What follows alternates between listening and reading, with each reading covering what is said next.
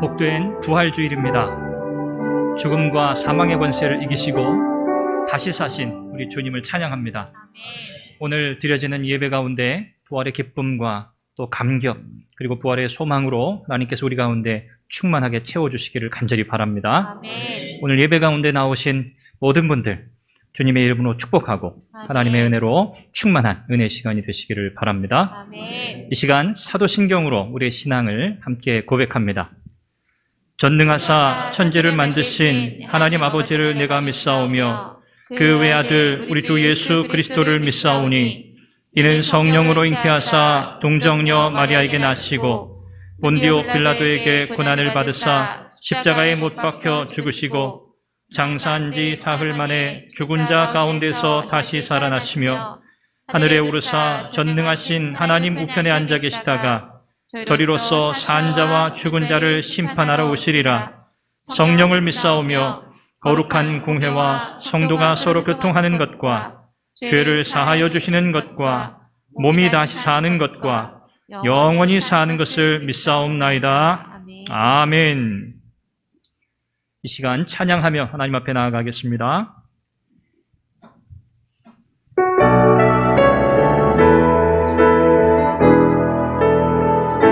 선포하라.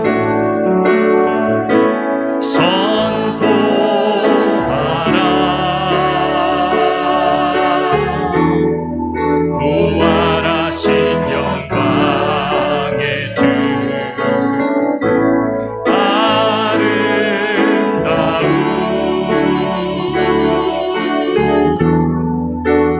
영광의 주를 보라. 보좌에 앉으신 그 어린 양 예수 다 무릎 꿇고서 주 경배하리라. 선포하라. 선포하라. 부활하신 영광의 주님 부활하신 영광의 주 하나님과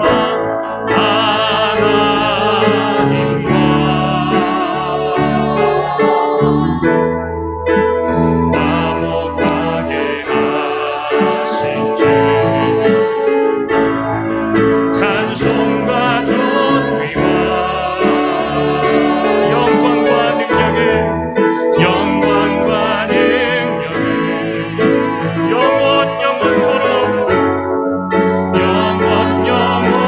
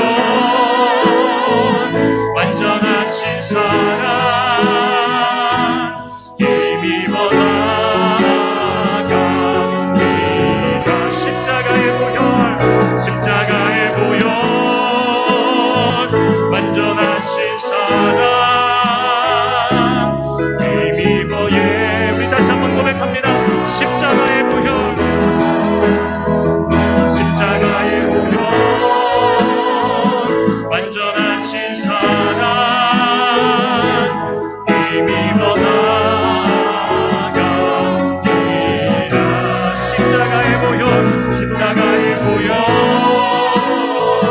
완전하신 사랑 의미로 예배하니 나는 예배자입니다. 나는 하나님을 예배하니 예배자입니다.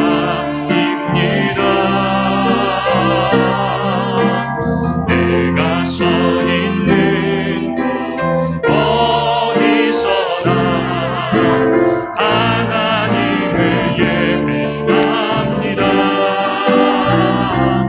내 영혼 거룩한 그대를 향하여 내가 이룬 완전한 하나님 향하여 이곳에서 바로 이 시간 하나님을 예배하 나는 하나님을 예배하는 예배자입니다. 나는 하나님을 예배하는 예배자입니다.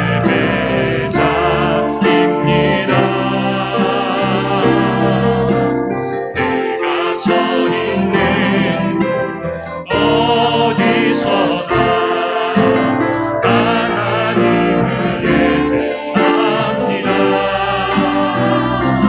내 영혼 거룩한 은혜를 향하여 내가 이룬 완전한 하나님 향하여 이곳에서 바로 이 시간 하나님을 예배하 이곳에서 바로 이 시간 하나님을 예배합니다. 이곳에서 바로 이 시간 하나님을 예배합니다.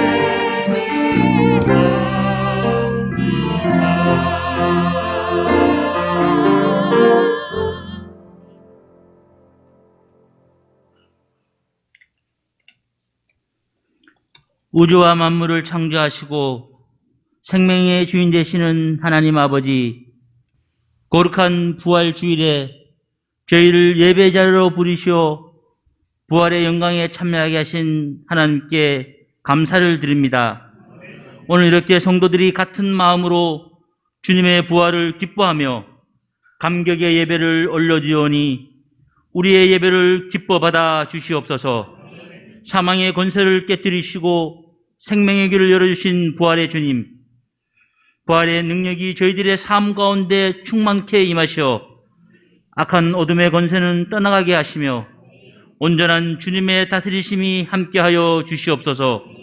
나는 부활이요 생명이니 나를 믿는 자는 죽어도 살겠고 무릇 살아서 나를 믿는 자는 영원히 죽지 아니하리라 하신 주님, 이제 부활의 빛을 이 땅의 교회에 비추어 주시옵소서.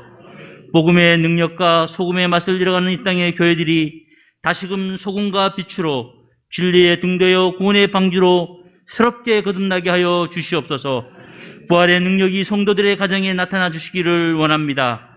부모 자식 간의 관계가 단절되고 흔들리고 있는 이 땅의 가정들을 긍휼히 여기시고 남편과 아내 그리고 자녀들이 하나님의 말씀 위에 굳게 서게 하옵시며 모든 가정이 사랑과 포용과 힘이 있는 작은 천국으로 회복시켜 주시옵소서.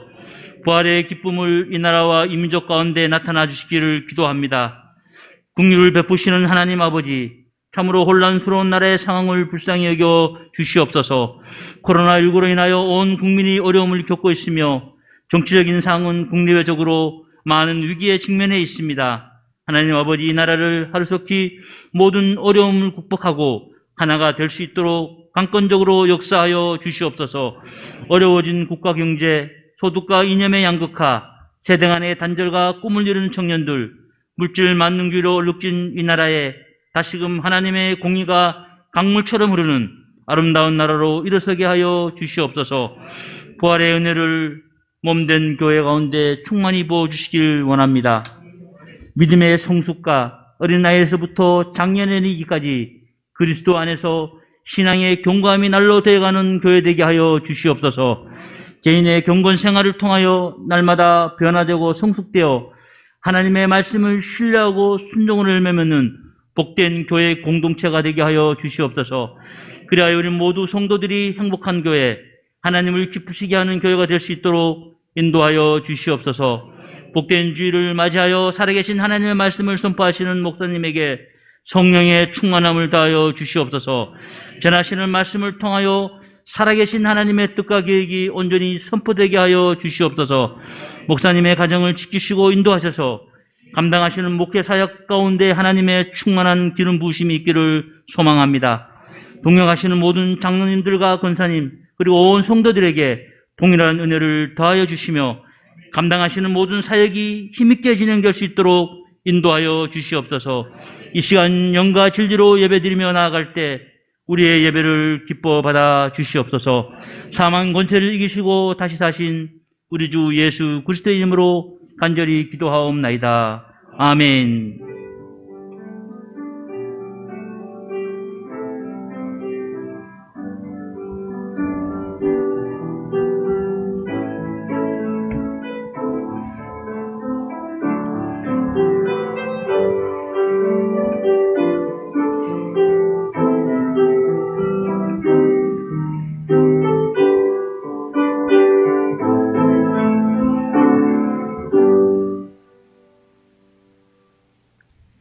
다 함께 165장 찬송합니다.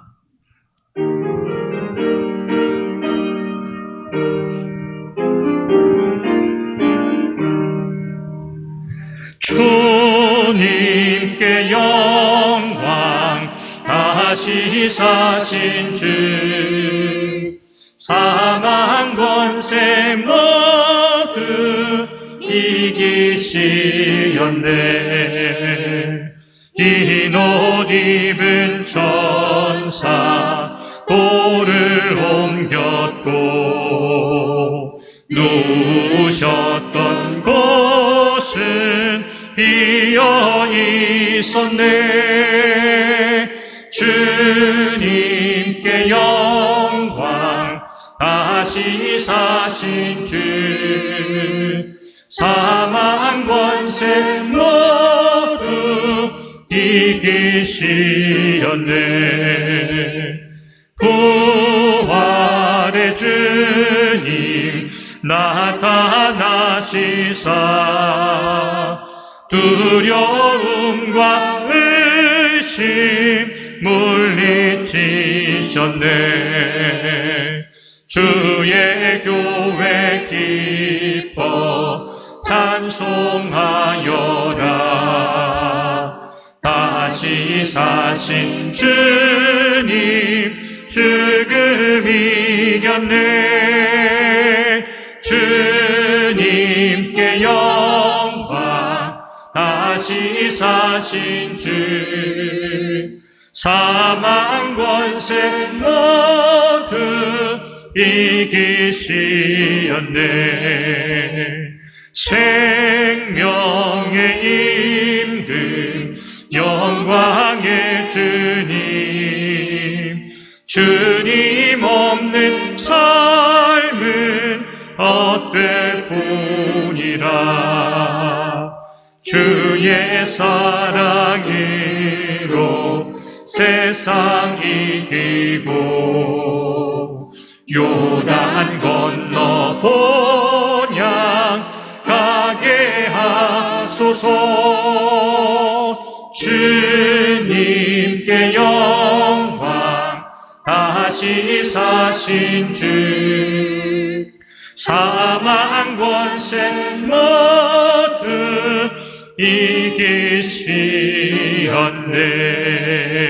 이기시었네. 아멘. 오늘 함께 들을 하나님의 말씀은 신약성경 마태복음 28장 1절에서 10절 말씀입니다. 마태복음 28장 1절에서 10절 말씀을 교독하는데 제가 1절을 먼저 읽고 10절은 함께 읽겠습니다. 안식일이 다 지나고 안식 후 첫 날이 되려는 새벽에 막달라 마리아와 다른 마리아가 무덤을 보려고 갔더니 큰 지진이 나며 주의 천사가 하늘로부터 내려와 돌을 굴려내고 그 위에 앉았는데 그 형상이 번개 같고 그 옷은 눈같이 희거늘 찍기 전 다들이 그를 무서워하여 떨며 죽은 사람과 같이 되었더라. 천사가 여자들에게 말하여 이르되 너희는 무서워하지 말라. 십자가에 못 박히신 예수를 너희가 찾는 줄을 내가 아노라. 그가 여기 계시지 않고 그가 말씀하시던 대로 살아나셨느니라. 와서 그가 누우셨던 곳을 보라.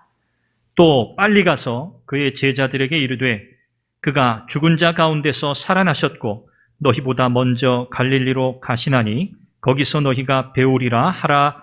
보라, 내가 너희에게 일렀느니라 하거늘. 그 여자들이 무서움과 큰 기쁨으로 빨리 무덤을 떠나 제자들에게 알리려고 다름질할세. 예수께서 그들을 만나 이르시되 평안하냐 하시거늘 여자들이 나아가 그 발을 붙잡고 경배하니 이에 예수께서 이르시되 무서워하지 말라. 가서 내 형제들에게 갈릴리로 가라 하라. 거기서 나를 보리라 하시니라. 아멘. 아멘. 예수님의 부활 사건은 기독교 역사의 핵심이 되는 사건입니다. 예수님의 부활 사건이 없었다면 이 교회 그리고 기독교는 세워지지 못했을 겁니다. 세상에 존재하는 다른 많은 종교들과 우리 기독교의 신앙을 이렇게 비교해 보면 독특한 점, 특별한 점이 있다는 것을 우리가 발견하게 되는데요. 세상의 다양한 종교들을 살펴보면 그들 나름대로의 종교적인 체계, 신념, 또 교리, 나름대로의 확신, 또 내세와 천국에 관한 나름의 개념들을 가지고 있는 것을 우리가 보게 됩니다. 또 그들 나름대로의 경전, 우리는 이제 성경을 하나님 말씀으로 그렇게 믿죠. 그들 나름대로의 또 경전도 가지고 있습니다.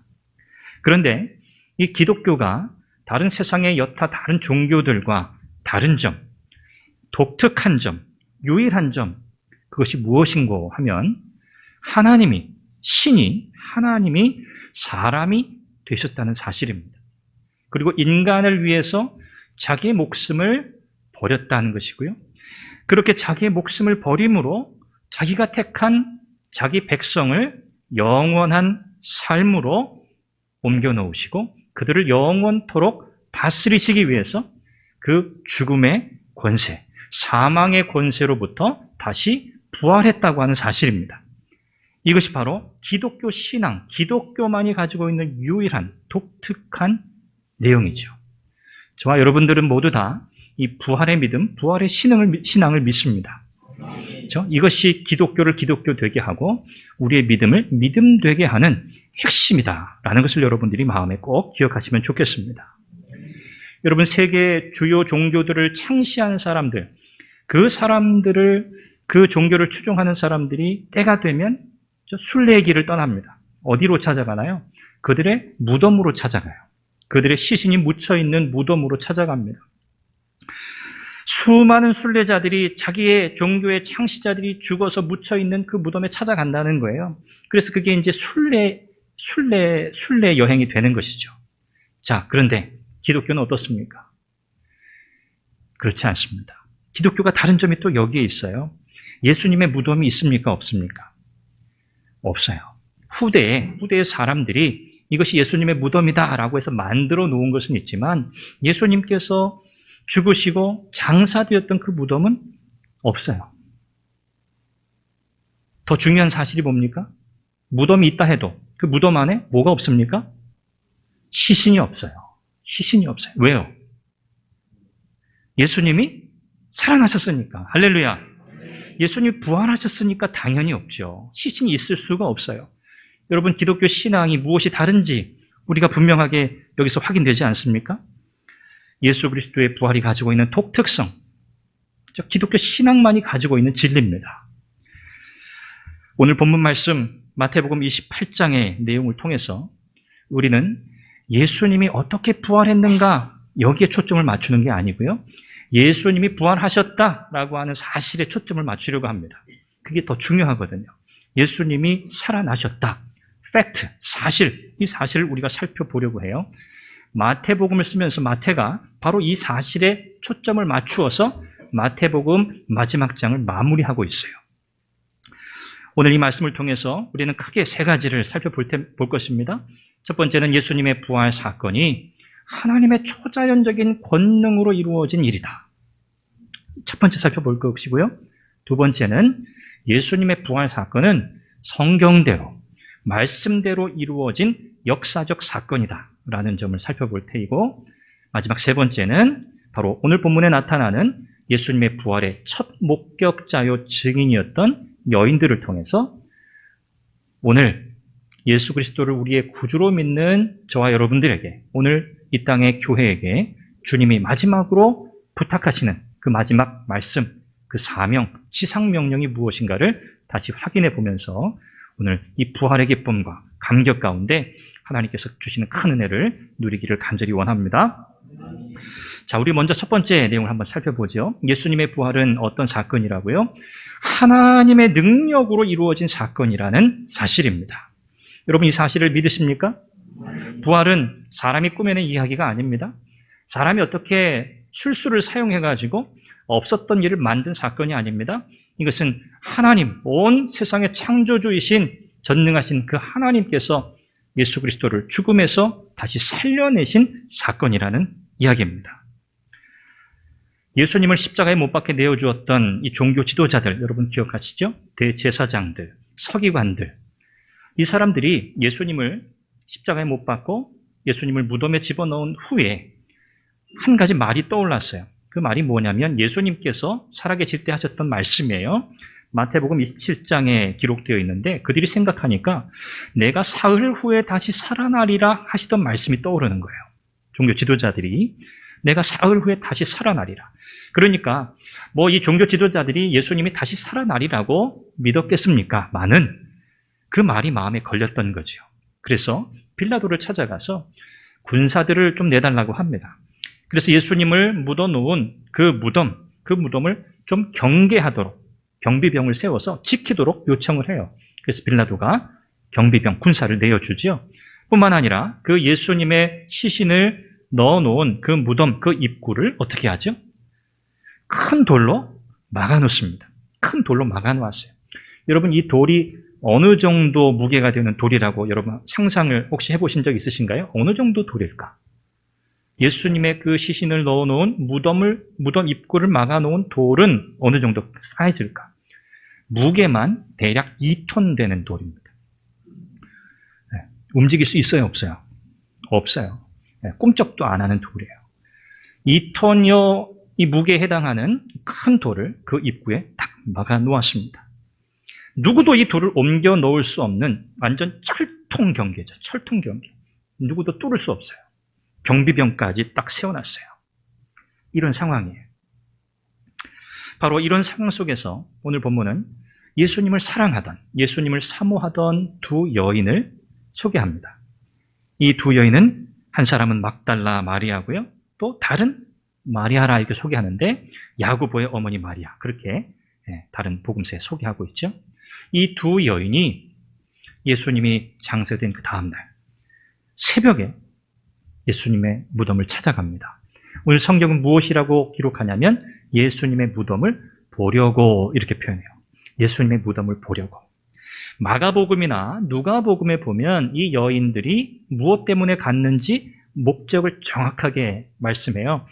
예수님의 몸에 향유를 바르기 위해서 갔다. 그렇게 표현해요. 다른 복음서에는. 그런데 이 마태복음은 그 내용을 언급하지 않습니다. 어떤 사실만 이야기해요? 두 여인이 예수님의 무덤을 보려고 갔다라고만 표현해요. 자, 여기서 보려고라고 하는 이 단어가 사실은 마태가 마태복음을 기록하면서 또 예수님의 부활 사건을 기록하면서 하고 싶었던 말을 담아놓은 단어예요.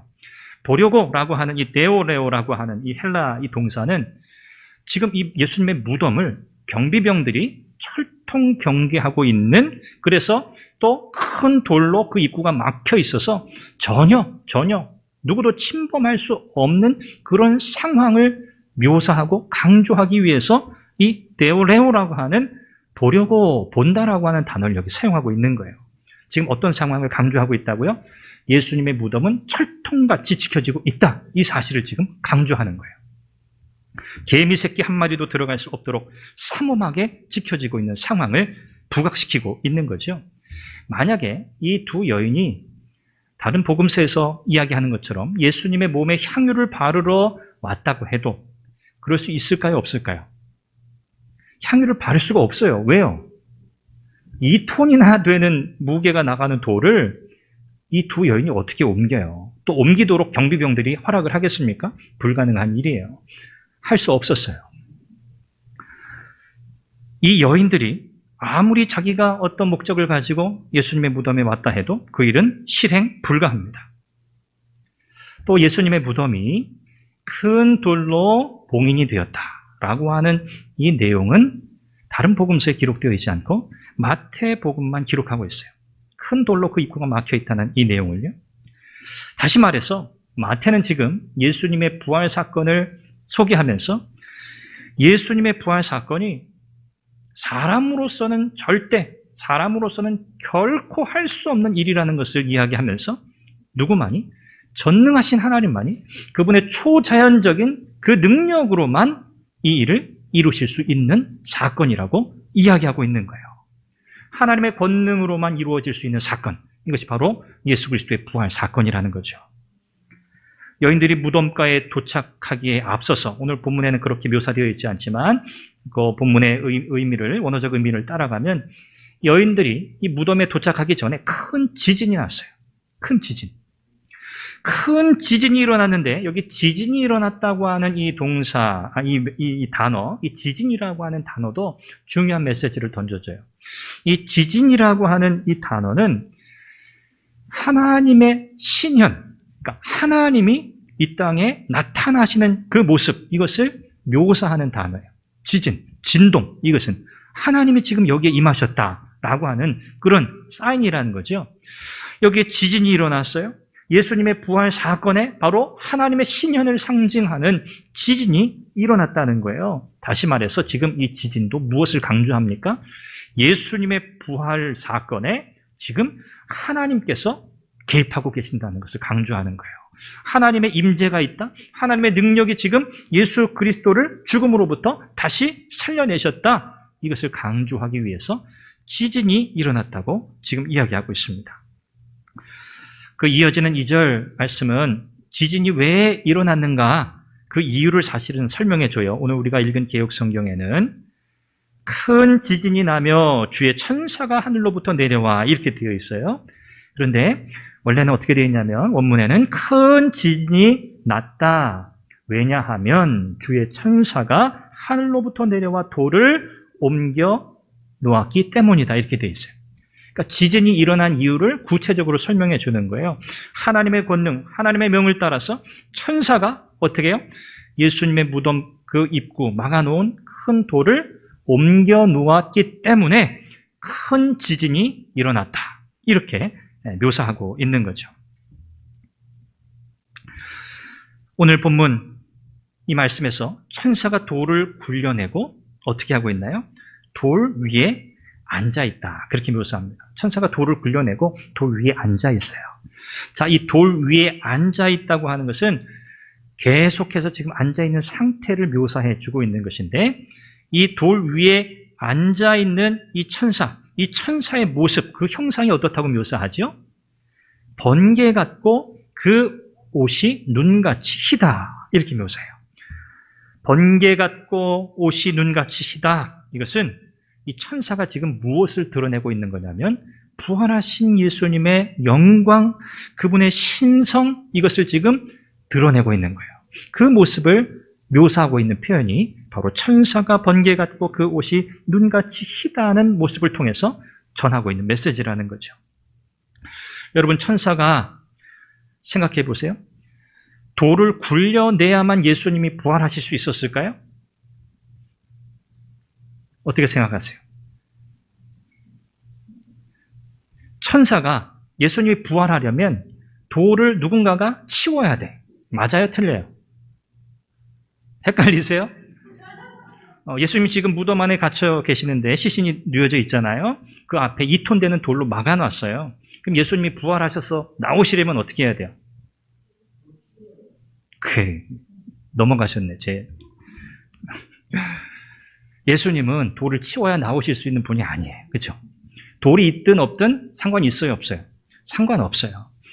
예수님은 하나님이시잖아요. 그렇죠? 누군가가 돌을 굴려내야만 나오실 수 있는 그런 분이 아니에요. 돌을 굴려내든 안 굴려내든 예수님의 부활은 확실한 사건이에요. 이미 되어질 일이었어요. 그거랑은 상관이 없어요. 그런데 왜 돌을 이렇게 천사를 통해서 하나님이 굴려내게 하셨을까? 하나님의 능력으로. 사실 이 장면은 누구를 위한 것이었을까요? 그렇죠. 무덤에 찾아온 여인들을 위한 상징적인 특별한 배려였어요. 예수님이 부활하셨다고 하는 사실을 어떻게 하는 거예요? 확인시켜 주는 거예요. 예수님이 다시 사셨다는 사실을 눈으로 이 여인들로 하여금 확인시켜 주시는 하나님의 특별한 배려였던 거예요. 이 무덤을 지키고 있던 사람들은 어땠을까요? 지금 이 경계의 병들이 서 있었잖아요. 무덤을 지키고 있던 이 병사들. 이 사람들의 임무는 뭐냐면 예수라는 자가 다시 살아나지 않는다라는 것을 증명하기 위해서, 입증하기 위해서 사실은 거기 서 있는 거예요. 봐라. 우리가 계속 지키고 있었는데 살아난다? 3일 만에 다시 부활했다? 그런 일은 없다. 이 목적을 이루기 위해서 경계의 병들이 서 있단 말이에요. 이 군인들이 서 있단 말이에요. 자, 그런데 지금 이 지진이 일어나면서 무덤에 막았던 이 돌이 굴려지는 이 엄청난 사건을 지금 이 경비병들이 경험하면서 그들이 어떻게 되었습니까? 오늘 성경에 보니까 그들이 천사를 보면서 무서워하여 떨며 죽은 사람처럼 되었다. 그렇게 표현합니다. 여러분, 천사가 나타났어. 보였다는 거잖아요. 천사가 나타나서 그 큰 돌을 옮겨 놓으면서 막 지진이 막 일어나는, 땅이 진동하는 이 상황을 경험하면서 이 경비병들이 너무 무서웠던 거예요. 너무 충격에 휩싸인 거예요. 그래서 그들이 마치 죽을 것 같이 그런 공포심을 느꼈다는 거예요. 죽은 자와 같이 되었다. 여기 떨었다는 말이 조금 전에 설명했던 지진이라고 하는 단어와 사실은 동일한 어근을 가진 동사예요. 그들이 떨었어요. 엄청난 충격을 받은 거죠. 넋을 잃은 거예요. 죽은 사람처럼 움직일 수조차 없는 그런 모습이에요. 그들이 후에 이 사건을 그들이 목격했잖아요. 그리고 그들이 성에 돌아가서 대제사장들에게 무엇을 알립니까? 예수가 부활했다. 부활한 사실을 그들이 전달하는 메신저가 돼요. 그래서 큰일 났잖아요. 이 대제사장들, 종교 지도자들이. 그래서 그들을 돈으로 매수합니다. 너희들은 혹시 누가 이 일에 관해서 물어보면 예수님의 제자들이 밤에 와서 우리가 자고 있을 때, 경비병들이 자고 있을 때 예수님의 시신을 도둑질해 갔다. 그렇게 이야기해라. 이렇게 매수해요. 말도 안 되는 얘기죠. 이런 말로 매수하게 됩니다. 자, 오늘 첫 번째 우리가 중요한 사실을 먼저 살펴보는데 예수님의 부활 사건은 뭐라고요? 하나님의 초자연적인 권능으로 이루어진 사건이다. 오늘 마태는 유대 종교 지도자들이 군사, 경비병을 동원해서 큰 돌을 그 입구에 막아놓으면서 철저하게 지키고 예수님의 부활이 사실이 아니라고, 그런 일은 일어나지 않는다고 그렇게 생각하고 실행했던 이 모든 상황 속에서 하나님께서 예수님을 그 죽은 자들로부터 하나님의 권능으로 다시 무덤 문을 열고 다시 살려내셨다는 사실을 강조하고 있다는 겁니다. 이것이 우리가 기억해야 할 부활 사건의 중요한 첫 번째 사실입니다. 예수님의 이와 같은 부활 사건을 바라보면서 오늘 저와 여러분들은 바울이 고린도후서 5장 14절에서 말씀한 것처럼 예수 그리스도를, 주 예수를 다시 살리신 이가 예수와 함께 우리도 살리실 것을 믿는다. 할렐루야. 그 권능으로 예수 그리스도를 죽은 자 가운데서 다시 일으키신 그 하나님께서 저와 여러분들을 이미 살리셨어요. 그렇죠? 저와 여러분들 이미 죄로 인하여 죽었던 우리를, 죄와 사망으로부터 우리를 건지셨어요. 이미 살리셨어요. 그리고 우리는 이제 최종적인 마지막 소망을 바라봅니다. 무엇입니까? 예수님께서 다시 오시는 그 재림의 날, 그날에 우리의 혹 죽었던 몸이 있다면, 이 땅에서 주님 오시기 전에 우리가 죽을 수 있잖아요. 그렇다면 우리의 이 몸이 영광스럽게, 우리의 육체가 영광스럽게 부활하게 되는 그래서 우리의 영과 우리의 육과 우리의 영혼이 신비롭게 다시 연합하여서 다시 부활하는 이 부활의 소망을 우리가 가지게 되는 것입니다. 자, 두 번째, 예수님의 부활 사건이 우리에게 어떤 사실을 증거하는가? 예수님의 부활은요, 성경대로 이루어진 역사적 사건이라는 사실이에요. 여러분 이것도 기억하십시오. 두 번째 뭐라고요? 예수님의 부활 사건은 어떤 사건이라고요? 성경대로 이루어진 역사적 사건이다. 네, 성경대로 그리고 역사적이라는 이 두 표현을 여러분 꼭 기억하셔야 돼요. 천사가 이 상황이 어떻게 되고 있는지 어리둥절했을 거 아닙니까? 이 두 여인이 이 두 여인에게 이렇게 이야기해요. 너희는 무서워하지 말라라고 하면서 예수님의 부활 소식을 전합니다. 뭐라고 이야기하죠? 그가 여기 계시지 않고 그가 말씀하신 대로 어떻게? 살아나셨느니라. 그가 말씀하시던 대로 살아나셨느니라. 와서 그가 누우셨던 곳을 보라고 이야기해요. 예수님의 부활은 무엇대로 이루어졌다고요? 말씀대로 이루어진 사건이라고 천사가 이야기합니다. 자, 마태복음에 보면 예수님께서 자신이 죽은 자 가운데서 3일 만에 다시 살아날 것이다 라고 하신 말씀이 3차례 기록이 되어 있어요. 마태복음 16장 21절, 마태복음 17장 23절, 마태복음 20장 19절 세 곳에서 우리 예수님이 내가 다시 부활할 것이다 라고 말씀하셨어요. 이 말씀대로 어떻게 됐다고요? 이루어졌다는 거예요. 그리고 여러분 뿐만 아닙니다. 구약의 많은 선지자들을 통해서 예수 그리스도의 부활의 사실을 예언하셨어요. 시편 16편 10절 말씀을 보면 다윗을 통해서 예언하게 하신 1000년이라고 하는 그 시간 전에 세월 전에 다윗의 입을 통해서 하나님께서 말씀하신 그 놀라운 예수 그리스도의 메시아의 부활의 역사가 그대로 성취되고 있다는 것을 보게 돼요. 그러므로 예수님의 부활 사건은 무엇이라고요? 성경대로 예수님의 말씀대로 이루어진 성취된 사건이라는 거예요. 그러면서 천사가 뭐라고 얘기했죠? 와서 보라는 거예요. 예수님께서 누우셨던 그 자리를 보라는 거예요. 여러분들이 눈으로 보십시오. 그리고 예수님이 진짜 부활했다는 사실을 마음속에 확실한 증거로 가지세요. 라고 이 두 여인에게 이야기하고 있는 거예요.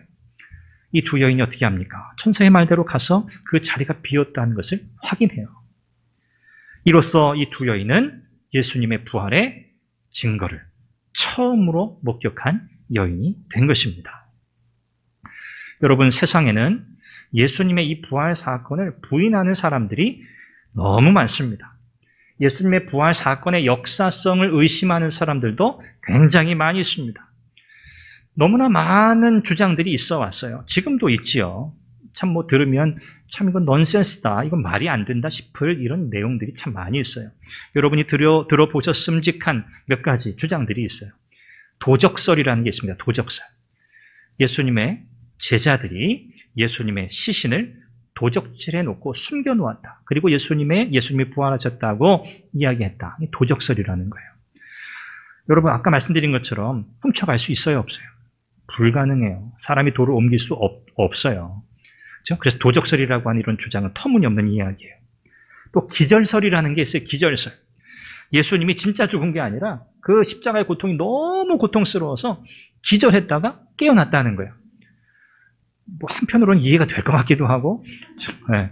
그럴 수 있잖아요. 너무 아프면 기절할 수 있잖아요, 사람이. 네. 기절설을 이야기해요. 그런데 여러분, 그렇지 않습니다. 성경은 뭐라고 말씀해요? 예수님께서 온 몸에서 물과 피를 다 쏟으시고 십자가에서 운명하셨다. 확실하게 죽으셨다는 거예요.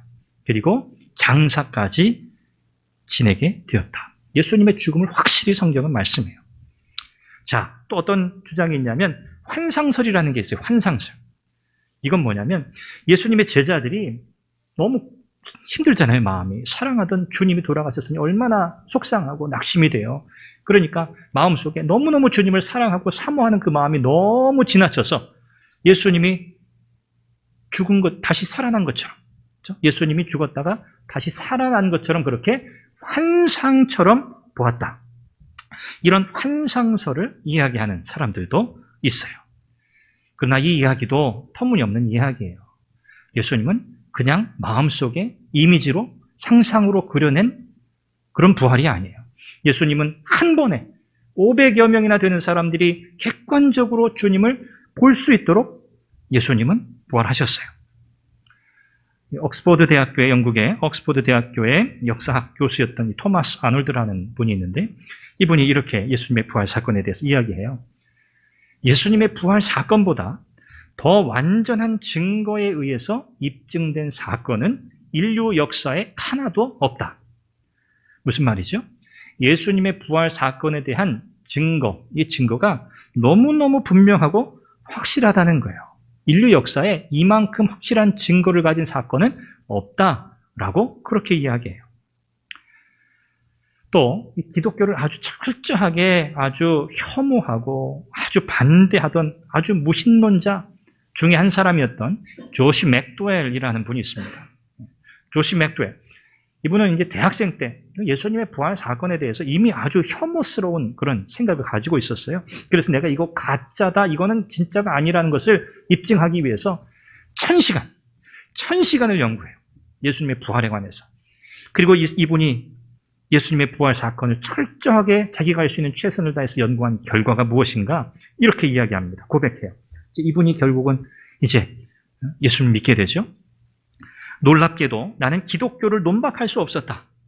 그것은 역사 속에 있었던 하나의 사건을 부인할 수 없었기 때문이다. 그것은 예수 그리스도의 부활 사건이다. 아무리 연구를 해보고 아무리 이것이 가짜라고 거짓이라고 자기가 힘을 다해서 다 살펴보았지만 기독교라고 하는 이 종교, 그렇죠? 사람들은 종교라고 표현하죠. 이 기독교 자체를 내가 부인할 수 없게 만든 사건은 예수님의 부활 사건이라는 거예요. 그만큼 이 사건은 어떤 사건이라고요? 확실한 사건, 확실한 증거가 있는 사건이라고 이야기하고 있는 거예요. 그분이 쓴 책, The Resurrection Factor라고 하는 책이 있어요. 예수님의 부활 사건에 대한 증거들. 자기가 합리적인 의심을 다 해봤다는 거예요. 그럼에도 불구하고 분명한 증거 때문에 자기는 예수님의 부활 사건을 인정하고 받아들이고 자기도 그리스도인이 되었다라고 하는 그런 고백을 담고 있습니다. 여러분, 사도 바울이 고린도전서 15장 12절 이하에서 이야기하잖아요. 예수님의 부활과 관련된 이야기를 하잖아요. 만약에 여러분 부활이 역사적 사건이 아니라면 어떤 상황이 벌어지겠습니까? 예수님의 부활이 가짜라면 바울이 이렇게 이야기하잖아요. 고린도전서 15장 14절, 10 그리고 17절에 보면 이렇게 말씀해요. 그리스도께서 만일 다시 살지 못하셨으면 우리가 전파하는 것도 헛것이요 또 너희 믿음도 헛것이며 예수님이 부활하시지 않았다 하면 우리가 전하는 예수님, 전하는 행위 그리고 예수님이 부활했다고 믿는 우리의 믿음 이건 다 어떻다고요? 헛것이다, 허상이다, 아무것도 아니다, 실체가 없는 거다 이렇게 이야기해요. 17절에 보면 그리스도께서 다시 살아나신 일이 없으면 너희의 믿음도 헛되고 너희가 여전히 죄 가운데 있을 것이요. 무슨 말입니까? 예수님의 부활이 없다면 우리의 믿음은 당연히 헛되거니와 무슨 문제 해결 안 된다는 거예요? 죄 문제 해결받지 못한다는 거예요. 너희가 여전히 죄 가운데 있을 것이라. 죄, 사망, 죽음 그 문제 해결하지 못한다는 거예요. 여러분, 우리의 믿음은요 확실합니다. 우리의 믿음은 공허한 믿음이 아니에요. 부활의 사건을 우리가 믿을 수 있어요. 우리가 이 부활의 사건을 믿는데 이 부활의 사건을 믿는 이 믿음은 분명한 역사적 사실에 근거한 믿음이어야 돼요. 예수님이 부활하셨다는 사실이 역사적으로 일어난 일이라는 것을 믿어야만 해요. 이것이 우리의 믿음의 근거가 돼야 돼요. 어떤 사람은 이렇게 이야기해요. 그건 별로 중요하지 않아. 예수님이 진짜 부활하셨든 부활하지 않으셨든 그거는 별로 중요하지 않고 우리가 예수님을 부활하신 것으로 믿고 그분을 바라보고 우리가 그분을 그렇게 믿는 게 더 중요해 라고 이야기하는 분들이 있어요. 지금 예수님께서 나와 함께 하신다고 믿는 그 믿음이 더 중요한 거야. 예수님이 진짜 부활했든 부활하지 않았든 그건 별로 중요하지 않아. 맞아요? 틀려요? 틀려요. 이렇게 말하는 것은 마치 뿌리 없는 나무와 같아요. 뿌리 없는 나무. 여러분, 부활의 역사성을 여러분 기억하셔야 돼요. 부활의 역사성을 무시하고 부활 신앙만 강조하면 안 돼요. 아시겠죠?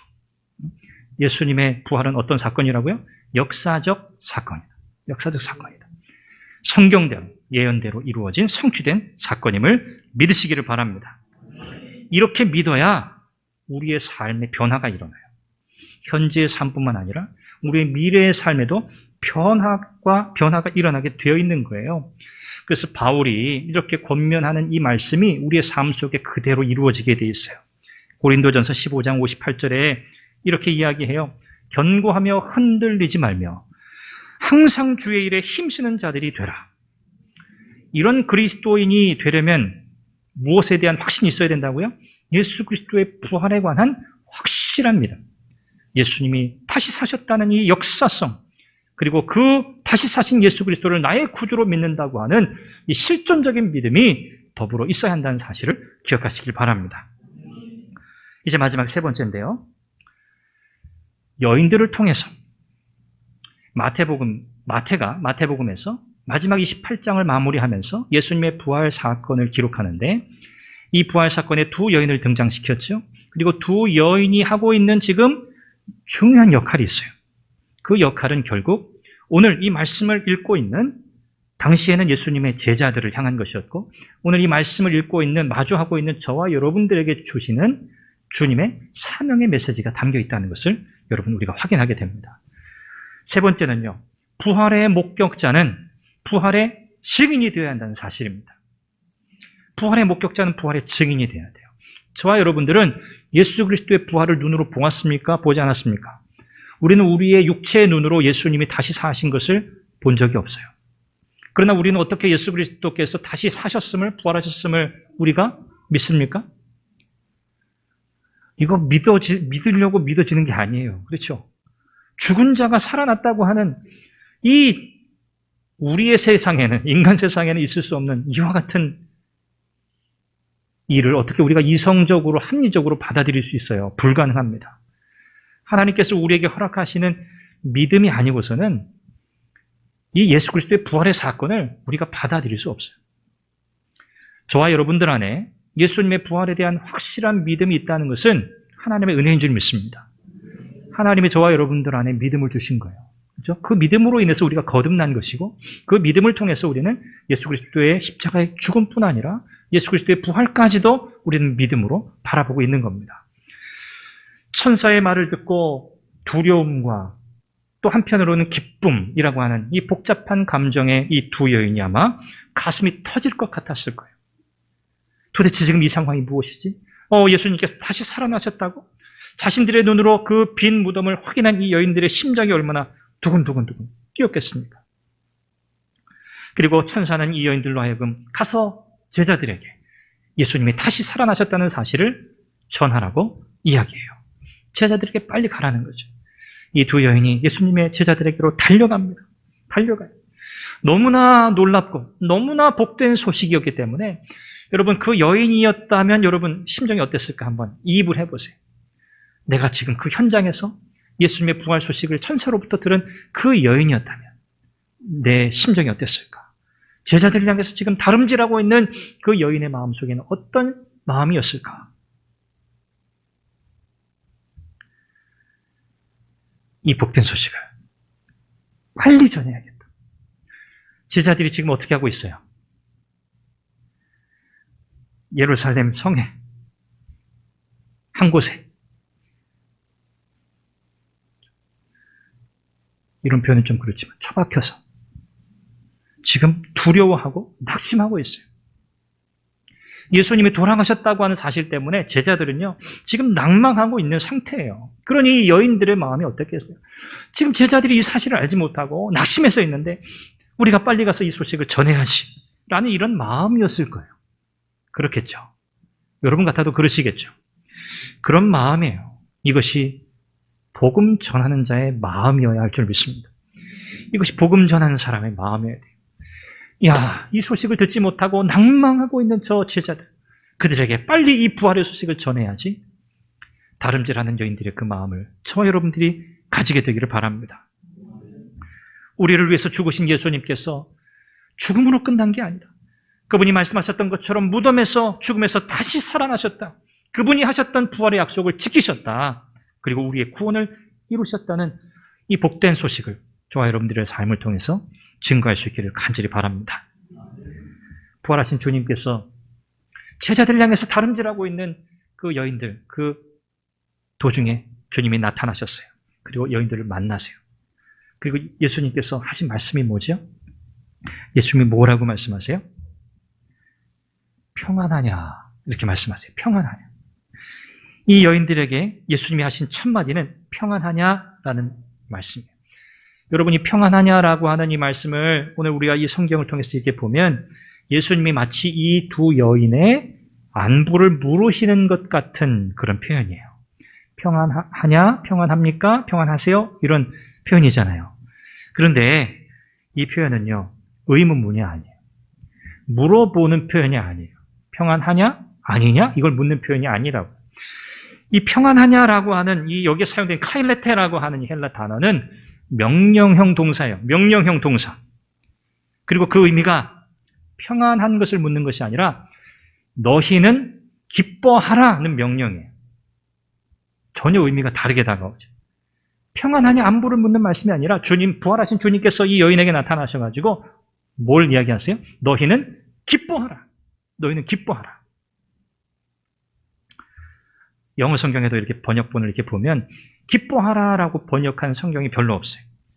킹 제임스 버전이라고 하는 그 성경에는 이렇게 rejoice라고 하는 단어를 썼어요. 기뻐하라. 이것이 원래 이 단어의 주된 용례를 따라서 번역한 적절한 번역이라고 생각해요. 너희는 기뻐하라 하는 말씀이에요. 요한복음 16장 20절에 보면 예수님께서 제자들에게 너희 근심이 도리어 기쁨이 될 것이다 이렇게 말씀하신 적이 있어요. 너희의 근심이 기쁨이 되리라. 그 말씀 그대로 지금 이루어지고 있는 상황이에요. 이제는 더 이상 예수님의 죽음으로 인해서 슬퍼하지 않아도 돼요. 더 이상 두려워하지 않아도 돼요. 더 이상 근심하지 않아도 돼요. 이제 그들이 해야 할 마땅한 반응이 뭐라고요? 그들은 기뻐하는 거예요. 주님의 부활하심을 그들은 기뻐하는 거예요. 여러분, 부활의 소식은 기뻐해야 할 소식인 줄 믿습니다. 그렇죠? 이것은 우리 인생을 뒤집어 놓은 메시지잖아요. 예수 그리스도께서 부활하셨다고 하는 이 복음의 핵심, 이 복음의 절정은요, 우리의 인생을 사망에서 생명으로 옮겨 놓은 메시지예요. 그러니 우리가 이 말씀 앞에 슬퍼할 수 있습니까? 없어요. 우리는 기뻐할 수밖에 없어요. 또한 이 기뻐하라고 하는 말씀은 위로의 말씀이기도 해요. 주님께서 지금 이 여인들을 위로하고 계시는 그런 의미도 담고 있어요. 복음을 전하는 자에게는 주님의 위로가 있는 줄 믿습니다. 부활의 메시지를 들고 세상 가운데 나아가는 하나님의 백성들을 하나님은 혼자 내보내지 않으세요. 주님이 함께 하실 뿐 아니라 그 마음속에 믿음으로, 확신으로 함께 하실 뿐 아니라 그 마음을 위로하세요. 이 사실을 믿으시기 바랍니다. 이제 이 여인들이 주님께서 하신 말씀을 듣고 주님 앞에 엎드립니다. 그리고 주님의 두 발을 잡고 경배해요. 주님의 두 발을 잡았다고 하는 것은 무엇을 우리에게 증거합니까? 예수님이 부활하신 게 확실하다. 예수님의 육체적 부활의 증거로 두 여인이 예수님의 두 발을 잡았다. 그리고 경배했다고 마태는 이야기합니다. 이것은 예배자로서 하나님 앞에 엎드린다는 표현이에요.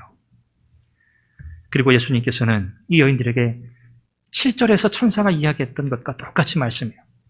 무서워하지 말라. 가서 내 형제들에게 갈릴리로 가라 하라. 거기서 나를 보리라. 고 말씀하세요. 자, 말씀을 마무리해 볼까요? 오늘 마태복음을 통해서 우리는 예수님의 부활 사건을 살펴보고 있습니다. 마태는 예수님께서 부활하신 사건을 마무리하면서, 이 사건을 마무리하면서 천사도 그랬고 예수님도 그렇고 갈릴리로 가서 그들을 만나겠다, 이 메시지를 전하라고 하셨어요. 자, 왜 갈릴리로 가라고 하셨을까요? 나름 의미 있는 장소예요. 예수님의 제자들의 대부분을 예수님이 어디에서 부르셨어요? 갈릴리에서 부르셨어요. 어부들이 많았잖아요. 갈릴리에서 예수님의 제자들 대부분을 부르셨어요. 그리고 예수님께서 갈릴리에서 제자들에게 어떤 메시지로 가르치셨습니까? 내가 너희를 사람을 낚는 어부가 되게 하리라. 그 가르치신 곳이 바로 갈릴리였어요. 자, 그러니 지금 예수님이 왜 갈릴리에서 제자들을 만나실 것이다 라고 이 메시지를 전하게 하시는지 감이 옵니다. 뭘까요? 이것이 바로 이제 마태복음 28장 19절, 20절 우리가 흔히 지상명령, 대위임령이라고 부르는 이 말씀으로 이제 귀결되는 거예요. 예수님께서 갈릴리에서 제자들을 만나시는 목적은 딱 하나예요. 그들에게 이제 복음 전도자의 사명을 주시려는 거예요. 갈릴리에서 내가 너희를 사람 낚는 어부가 되게 하시겠다는 주님의 그 말씀을 다시 일깨우시기 위함이에요. 그러므로 너희는 가서 모든 민족을 제자로 삼아 아버지와 아들과 성령의 이름으로 세례를 베풀고 내가 너희에게 분부한 모든 것을 가르쳐 지키게 하라. 볼지어다 내가 세상 끝날까지 너희와 항상 함께 있으리라 하시니라. 할렐루야. 이 말씀이 마태가 예수님의 부활 사건을 마무리 짓는 최종 결론입니다. 사랑하는 여러분, 우리 주님께서 죄와 사망의 권세를 이기시고 부활 승천하셨습니다. 그렇죠? 하나님께서 죽은 자 가운데 계시던 우리 예수 그리스도를 그분의 권능으로 살리셨습니다. 그분의 부활은 역사적인 사건이요, 예수님이 하신 말씀 그대로 이루어진 예언의 성취였습니다. 그리고 이 부활의 사건의 마지막 결말이 무엇입니까? 이 소식을 전하는 것입니다. 저와 여러분들에게 맡겨진 마지막 사명입니다. 이것이 바로 복음의 메시지의 절정이죠. 예수 그리스도의 십자가 고난에서 끝나지 않고 기독교의 핵심, 기독교의 근간, 기독교가 서고 무너지는 가장 중요한 역사적 사실, 바로 예수 그리스도의 부활을 전하는 자로 부르고 계시다는 사실입니다. 오늘 신약교회, 오늘 이곳에서 예배하는 저와 여러분들에게 동일한 사명이 주어졌어요. 이 사명은 역사의 마지막, 우리 주님께서 다시 오시는 그날에 완성될 겁니다. 이것이 예수 그리스도의 부활을 믿는 저와 여러분들의 존재의 이유요, 우리의 소망의 이유입니다. 오늘 부활주일, 주님의 부활하심을 우리가 오늘만 기억하는 거 아니잖아요. 그렇죠?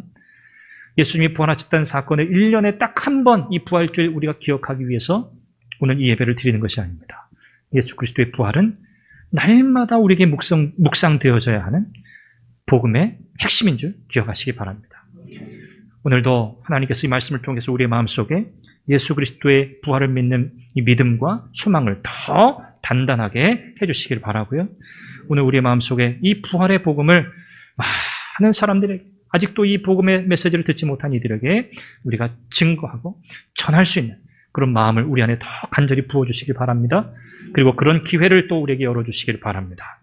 하나님께서 우리 선한교회를 통해서 이 위대한 역사를 이루실 것입니다. 이제 우리 같이 한번 기도할까요? 하나님, 오늘 부활주의를 맞이하며 예수 그리스도의 부활의 의미를 살펴보았습니다. 이제 결론적으로 우리는 이 부활의 증인이 되어야겠습니다. 이 복음을 전할 수 있는 기회를 주옵소서. 문을 열어 주옵소서.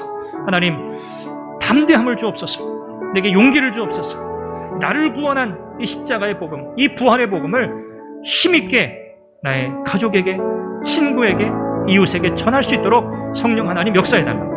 우리 한번 간절히 한번 같이 기도하고 제가 마무리 기도합니다. 기도하겠습니다. 자비하시는 아버지 하나님, 오늘 거룩하고 복된 부활주의를 맞이하며 오늘 우리가 예수 그리스도의 부활의 의미를 살펴보았습니다. 예수님의 십자가 부활의 능력이 오늘도 우리에게 그대로 적용되고 있음을 믿습니다.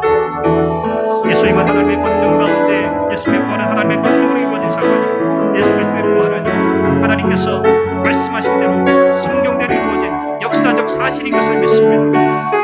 이제 마태복음 예수님의 부활 사건을 마무리하면서 예수 그리스도의 십자가 부활의 이 사건을 통해 제자들에게 복음 전도자, 이 사건의 증인이 될 것을 우리에게 말씀합니다. 아버지 하나님, 우리가 이 부활의 증인이 되어야 하겠습니다. 우리 선한교회가 이 사명을 감당해야겠습니다. 성령 하나님 역사해 주시옵소서. 부활의 복음의 증거자, 증인으로 이 사명을 끝까지 감당할 수 있도록 성령 하나님 역사하여 주시옵소서. 주님 다시 오시는 그날 이 부활의 복음에 이 메시지를 증거하는 이 사명 그때 완성될 것입니다. 주님, 예수 그리스도의 부활을 믿는 우리의 영광스러운 소망, 이것이 바로 이 사명을 감당하는 일인 줄 믿습니다. 우리에게 주의 복음을 전할 수 있는 기회를 주옵소서. 주의 복음을 전할 수 있는 문을 열어 주시옵소서. 우리 이웃들에게, 우리의 친구들에게 예수 그리스도께서 부활하신다고 하는 이 사실을 힘있게 증거할 수 있는 은혜를 더하여 주시옵소서. 자비하신 아버지 하나님, 예수 그리스도를 죽은 자 가운데서 다시 살리심으로 우리를 죄와 사망의 권세에서 건지시는 하나님의 그 위대한 구속의 역사를 완성하신 그 하나님을 찬양합니다. 부활하신 주님을 찬양합니다. 오늘 예수 그리스도께서 부활하심으로 말미암아 우리의 모든 죄와 허물을 다 사함받고 이제 우리는 하나님의 자녀 되었으니 그 은혜를 감사합니다. 이제 우리를 그 영광 가운데서 우리를 다스리시고 돌보시며 하나님의 백성으로 이 땅에서 신실한 부활의 증인으로 살도록 말씀하시니 이 사명 우리 교회가 잘 감당케 하여 주옵소서. 우리 각자 개인의 삶 속에서도 부활의 증인으로서의 삶을 살아갈 수 있도록 성령 하나님 도와주시옵소서. 이것이 교회가 해야 할 궁극적인 사명입니다. 하나님께서 우리에게 은혜를 주실 줄 믿습니다. 사랑하는 모든 선한 교회 믿음의 가족들 가운데 이 땅의 하나님의 백성들 가운데 이 부활의 복음을 힘있게 증거하도록 그래야 참된 세상의 참된 변화와 참된 하나님의 사랑과 은혜가 증거되고 선포되도록 역사해 주옵소서. 예수님의 이름으로 기도합니다. 아멘. 찬송하며 봉헌하겠습니다.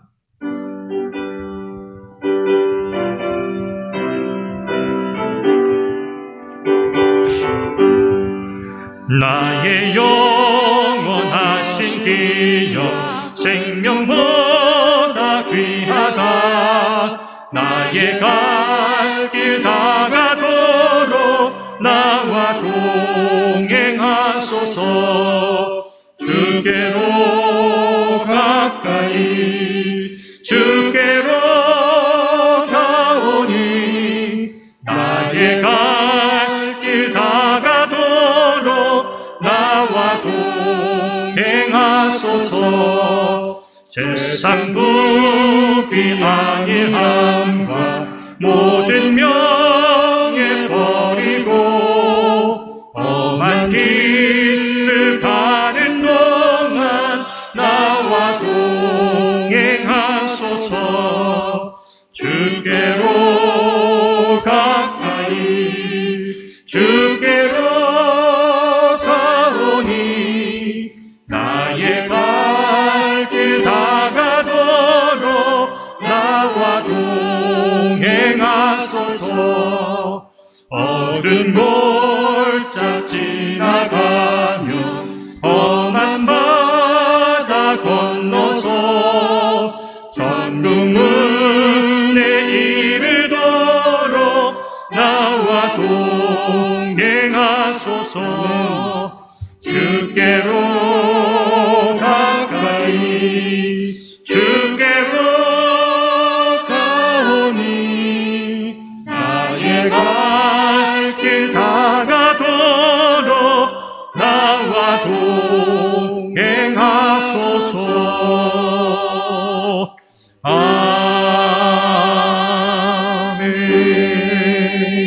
아멘.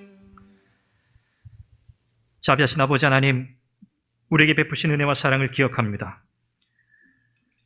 부활의 주일을 맞이하며 우리의 믿음을 돌아보고 주님께서 우리에게 맡겨주신 사명이 무엇인지 다시 확인하며 주 앞에 그 사명 신실하게 충성되게 감당하게 하옵소서.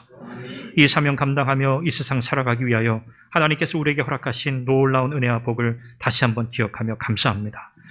이 믿음의 고백을 담아 하나님 앞에 귀한 예물 올려드리오니 하나님 기쁘게 받으시고 우리의 삶이 복음의 증인으로서의 삶을 힘있게 살아갈 수 있도록 하나님 우리의 모든 것을 공급하여 주옵소서. 채워 주옵소서. 하나님의 나라와 하나님의 의를 먼저 구하는 자에게 이 모든 것을 더하시리라고 약속하신 주님의 그 약속을 경험케 하여 주옵소서. 그 약속의 성취를 맛보는 사랑하는 성도들 다 되게 하여 주옵소서. 믿음으로 드린 귀한 예물 위에 하나님의 크신 은혜와 능력으로 갚아 주옵소서. 예수님의 이름으로 기도합니다. 아멘. 교회 소식 주보를 참고해 주시길 바랍니다. 오늘 부활주일 예배를 드리고 부활의 기쁨으로 인해서 여러분의 삶에 더 기쁨과 감사가 넘치시기를 바랍니다. 교회에서 떡과 계란을 준비했습니다.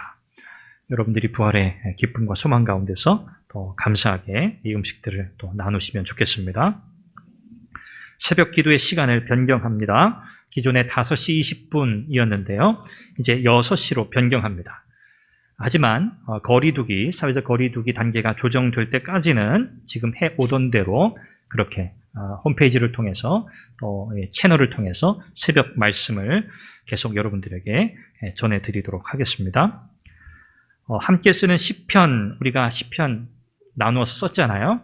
제가 가지고 들고 올라온다는 걸 제가 잊었네요. 카페 로비에 보면 여러분들이 쓰신 성경을 한 권으로 재본했습니다. 그래서 비치에 둘 거니까요. 올 한 해 동안 계속 둘 겁니다. 여러분들이 들춰보시면서 또 얼마나 하나님의 은혜가 놀라웠는지, 또 하나님의 말씀을 사랑하고 그 말씀을 가까이 하는 것이 얼마나 우리에게 복된 일인지를 여러분이 볼 때마다 확인하시고 또 말씀을 더 사랑하는 그런 은혜가 있으시기를 바랍니다. 우리 교회가 남길 신앙의 유산이 뭘까? 그 중에 가장 중요한 것, 우리 선한교회는 하나님의 말씀을 사랑하는 교회다. 이것이 우리 교회가 남겨야 할 신앙의 유산입니다. 우리 모두가 이 자리에서 다 떠나가도 이 자리에 또 누군가가 다음 세대가 이 자리를 또 메울 텐데, 그들의 신앙 고백도 무엇이 되어야 합니까? 하나님의 말씀에 붙들린 인생이 되는 것. 그렇죠? 여러분 이것을 위해서 기도하십시오. 여기는 실패가 없어요. 환우를 위해서 여러분 기도해 주시길 바라요.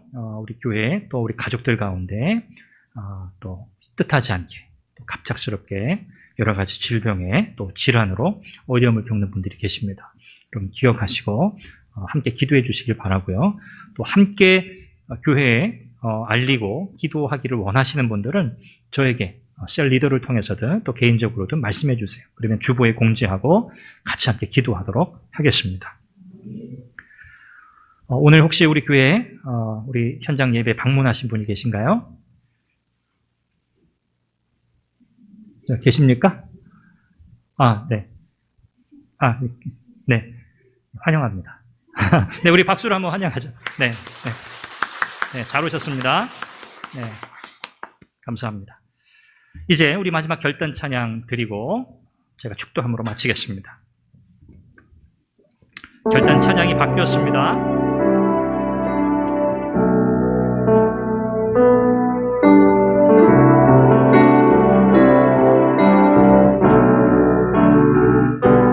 보여지는 예배 아니 마음으로 드린 예배,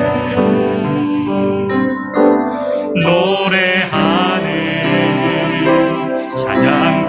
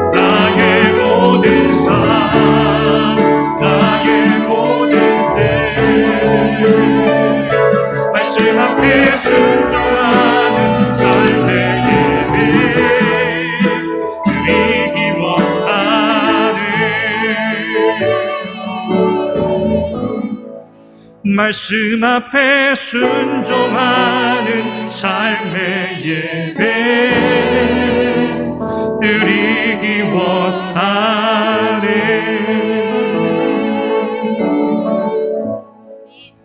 이제는 부활이요 생명이신 우리 주 예수 그리스도의 은혜와 하나님 아버지의 그 크신 사랑하심과 성령 하나님의 도우시고 새롭게 하시고 날마다 힘주시는 그 은혜의 역사가 부활주일 하나님 앞에 예배하며 부활하신 예수 그리스도 우리의 부활의 첫 열매가 되신 우리 주님의 부활을 기뻐하고 감사하고 감격해하며 부활의 소망 가운데 살아가기로 다짐하고 우리의 인생을 통하여 부활의 증인의 삶을 살아가기로 다짐하며 은혜를 구하는 사랑하는 모든 믿음의 사람들 가운데 이제부터 영원토록 함께 있을지어다. 아멘.